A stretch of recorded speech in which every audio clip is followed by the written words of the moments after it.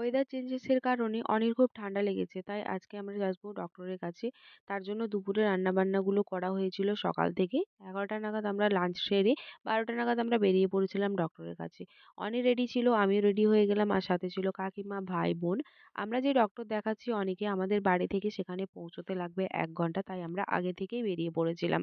১ ঘন্টা জার্নি করে আমরা ওখানে পৌঁছে গিয়েছিলাম। আর ডক্টরের অ্যাপয়েন্টমেন্টে যেহেতু আগে নাম লেখাতে হয় তার জন্য অনির বাবা আগে থেকেই ওখানে পৌঁছে নামটা লিখিয়ে রেখেছিল। আরো ১ ঘন্টা পর আমাদের ডক্টর দেখানো হয়েছিল। আর বাড়ি ফেরার আগে ছোটে এখানে তার হাইটটা মেজারমেন্ট করে নিয়েছিল।